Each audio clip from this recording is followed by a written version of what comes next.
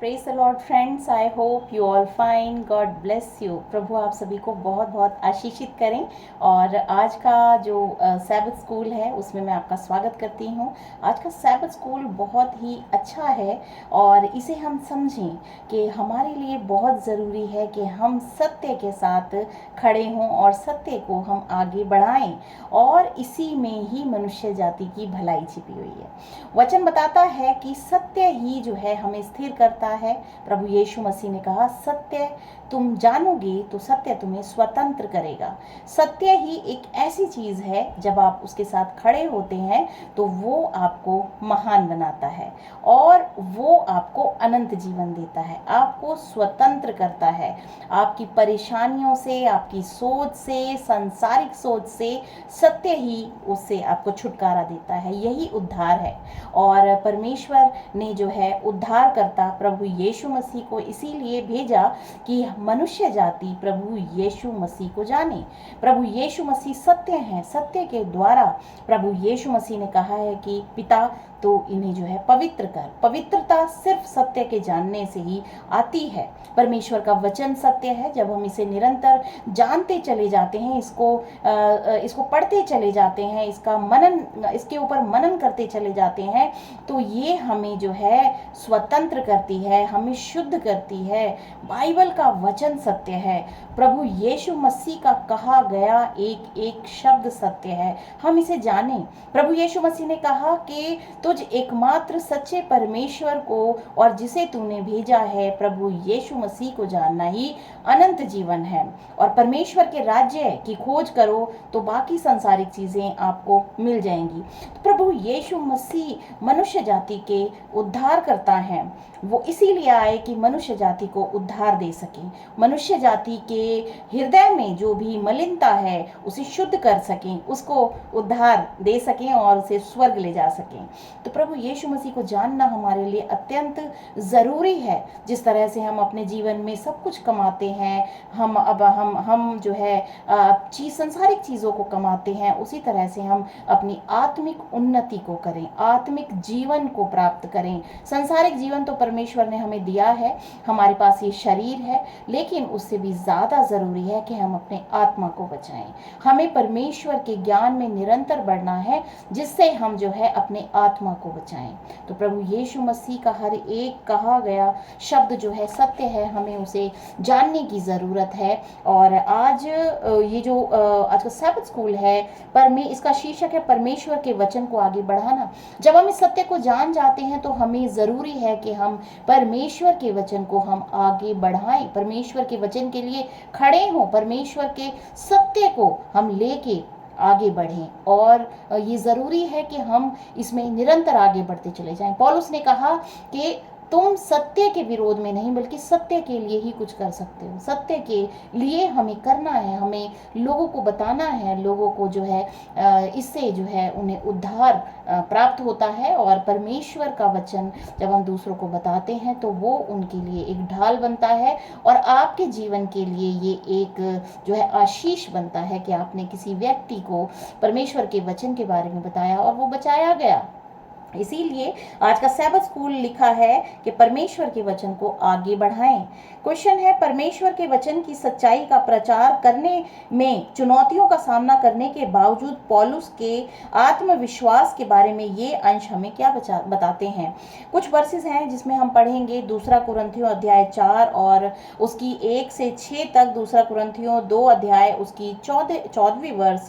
पहले हम इसे पढ़ते हैं और इसमें फिर क्वेश्चन यहाँ पे पूछा गया है कि जो पौलुस ने जिन चुनौतियों का सामना किया वो पौलुस के आत्मविश्वास के बारे में जो है क्या बताते हैं। एक चीज मैं ये बताना चाहूंगी आपको, जब हम परमेश्वर की सच्चाई के लिए खड़े होते हैं तो परमेश्वर हमें आत्मविश्वास से भरते हैं। परमेश्वर स्वर्ग से 7 आत्माओं को भेजते हैं, जिसमें बुद्धि की आत्मा, समझ की आत्मा, ज्ञान की आत्मा, पराक्रम की आत्मा, परमेश्वर के युक्ति की आत्मा, परमेश्वर के भय की आत्मा और सामर्थ्य की आत्मा होती है। और ये आत्माएं जब आप प्राप्त करते हैं तो आप देखेंगे कि परमेश्वर की सच्चाई को प्रचार करने के लिए आपके अंदर साहस जागृत होता है, और ये साहस जो है वो परमेश्वर का दिया हुआ होता है। लेकिन अगर आप परमेश्वर के वचन को ग्रहण करते हैं तभी ये उन्नति, आत्मिक उन्नति आपकी होती है। पौलुस ने पूरे संसार को छोड़कर परमेश्वर के वचन का प्रचार किया, पूरे संसार में जो है प्रभु यीशु मसीह के बारे में लोगों को बताया, और वो इतना आत्मविश्वासी था कि उसने पूरे संसार में जो है यीशु मसीह का प्रचार किया। तो यीशु मसीह खुद उसके साथ थे, इसीलिए वो प्रचार कर पाया, और प्रभु की आत्मा ने ही उसे आत्मविश्वास से भरा।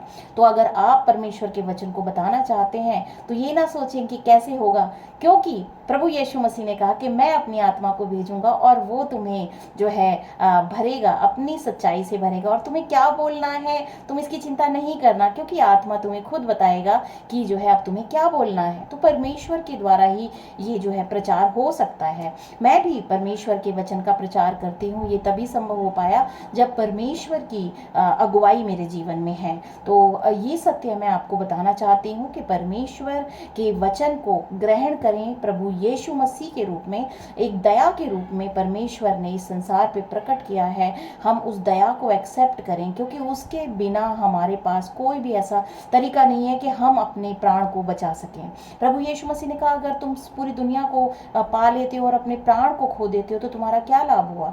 तो हमें इस सत्य को ग्रहण करने की जरूरत है। प्रभु यीशु मसीह हमारे लिए आए, हमारे लिए उन्होंने अपने को बलिदान किया कि हमारे पाप क्षमा हो सके, और हम सच्चा पश्चाताप करके परमेश्वर के आज्ञाकारी बच्चे बने तो हमारे पापों को क्षमा परमेश्वर करते हैं और हमें अनंत जीवन देते हैं। तो ये सच्चाई हम आगे बढ़ाते हैं, और मैं बढ़ाती हूँ, इसके बारे में हम डिस्कस करते हैं।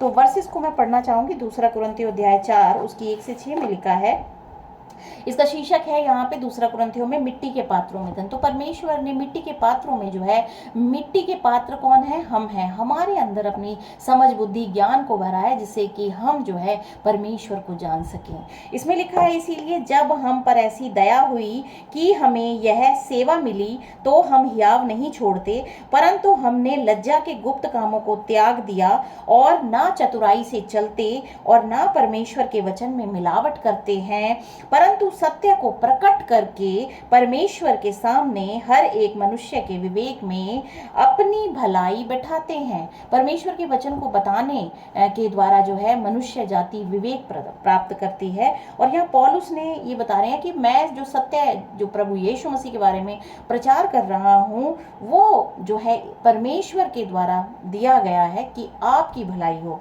तो परमेश्वर के सामने हर एक मनुष्य के विवेक में भलाई बैठाते हैं कि वो एक भला इंसान बन सके, परमेश्वर के समरूप बनता चला जाए यदि वो यीशु मसीह को ग्रहण करता है। क्योंकि यीशु मसीह पवित्र आत्मा भेजते हैं, जब हम उन पे विश्वास करते हैं वो हमें पवित्र करती है। इस तरीके से मनुष्य जाति का भलाई जो है होती है, और मनुष्य अपनी भलाई के लिए खुद जिम्मेदार है, और उसको परमेश्वर ने इच्छा शक्ति दी है कि वो इच्छा शक्ति के द्वारा अपने जीवन को जो है भले कामों में लगा सकता है। बुराई को ना कहना है और भलाई को हमें जो है अपने जीवन में ग्रहण करना है। बुराई और भलाई दो चीज़ों में से एक चीज़ को आपको चुनने की स्वतंत्रता परमेश्वर ने दी है। तो यहाँ पे जब आप सत्य को ग्रहण करते हैं तभी आपके अंदर सामर्थ, आत्मविश्वास आता है कि आप भलाई को हमेशा हर एक दिन अपने जीवन में ग्रहण कर सकते हैं। अन्यथा कोई दूसरा रास्ता नहीं है कि हम परमेश्वर के वचन के साथ खड़े रह सकते हैं और अपने जीवन को शुद्ध कर सकते हैं, क्योंकि सिर्फ और सिर्फ परमेश्वर की पवित्र आत्मा ही हमें जो है शुद्ध कर सकती है। आगे इसमें लिखा है कि परंतु यदि हमारे सुसमाचार पर पर्दा पड़ा है तो यह नष्ट होने वालों के लिए ही पड़ा है। अगर कोई व्यक्ति परमेश्वर के सुसमाचार को, प्रभु यीशु मसीह की दया को ग्रहण नहीं करता है तो वो इसीलिए पड़ा है कि वो नष्ट होने वाला जो है मनुष्य है, इसीलिए वो उसको ग्रहण नहीं करना चाहता, क्योंकि उसके काम बुरे हैं। और शैतान जो है नहीं चाहता कोई भी मनुष्य बचाया जाए, लेकिन परमेश्वर की दया ही हमें बचाने के लिए जो है काफ़ी है। हम जब प्रभु यीशु मसीह को ग्रहण करते हैं तो परमेश्वर की दया को हम ग्रहण करते हैं कि हम बचाए जाएं।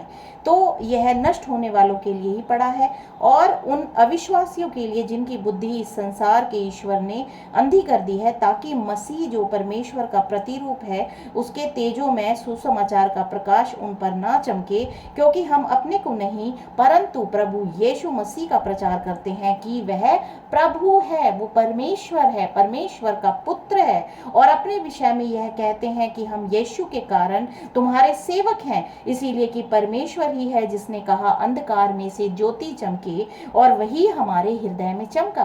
प्रभु यीशु मसीह का विश्वास जब हमारे हृदय में चमकता है तो उसकी पवित्र आत्मा भी हमारे हृदय में चमकती है और हमें हमेशा भलाई कार्यों में वो लगाए रखती है। और वही हमारे हृदय में चमका कि परमेश्वर की महिमा की पहचान की ज्योति यीशु मसीह के चेहरे से प्रकाशमान हो।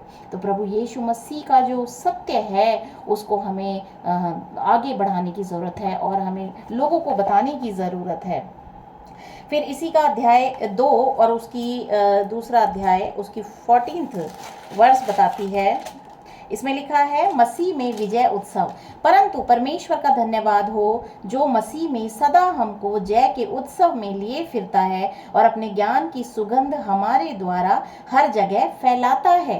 प्रभु यीशु मसीह में ही जो है हम विजयी होते हैं और हमारे ये अपने ज्ञान की सुगंध हमारे द्वारा हर जगह फैलाता है। परमेश्वर की पवित्र आत्मा जब आपके पास होती है तो परमेश्वर का ज्ञान आपके द्वारा प्रकट होता है इन लोगों के बीच में। जिस तरह से पौलुस ने जो है परमेश्वर के वचन का सुसमाचार किया और जो है परमेश्वर के ज्ञान को मनुष्य जाति प्राप्त कर पाई और वो अपने बचाने के लिए प्रभु यीशु मसीह को उद्धारकर्ता के रूप में ग्रहण करके हमेशा भलाई के लिए अपने जीवन में आगे बढ़ती है तो उसका उद्धार हो जाता है। और एक मैं कुछ 2 वर्सेस और बताना चाहूँगी। यहाँ पे दानियल अध्याय 12 के 3 में लिखा है, ऐसे मनुष्य जो कि परमेश्वर के सत्य वचन को ग्रहण करके और अपने कामों से मन को फिराते हैं, अपने पापों से मन को फिराते हैं, तो वो कैसे हैं? वो हमेशा जो है जीवते रहेंगे। दानियल अध्याय 12 के 3 में लिखा है, तब सिखाने वाले की चमक आकाश मंडल की सी होगी और जो बहुतों को धर्मी बनाते हैं वे सर्वदा तारों के समान प्रकाशमान रहेंगे। जो परमेश्वर का वचन दूसरों को बताते हैं और जिसके द्वारा जो है वो इंसान बच सकता है, तो उनकी चमक हमेशा तारों के समान रहेगी, वो हमेशा जो है जिंदा रहेंगे। रिविलेशन अध्याय 14 उसके 13 में लिखा है, फिर मैंने स्वर्ग से यह शब्द सुना, लिख जो मृतक प्रभु में मरते हैं वे अब से धन्य हैं। आत्मा कहता है हाँ, क्योंकि वे अपने सारे परिश्रम से विश्राम पाएंगे और उनके कार्य उनके साथ हो लेते हैं। सत्य के साथ खड़े होने वाले मनुष्य के साथ परमेश्वर खुद खड़ा होता है और वो कभी भी मर नहीं सकता। ये बाइबल बताती है, ये वचन बाइबल बताता है कि जब भी किसी व्यक्ति ने सत्य को ग्रहण करके उसके ऊपर वो चला है तो वो हमेशा जो है अनंत जीवन का भागीदार रहा है, उसका उद्धार हो चुका है। और इसी तरह से हम सच्चाई के साथ खड़े होकर अपने जीवन में भलाई कार्यों में लगे रहें, परमेश्वर के कार्यों में लगे रहें और परमेश्वर का सत्य वचन हम दूसरों को बताएं, जिससे कि हम परमेश्वर के आगे धर्मी ग्रहण योग्य बन सकें। प्रभु आप सभी को बहुत आशीष दें। आमीन।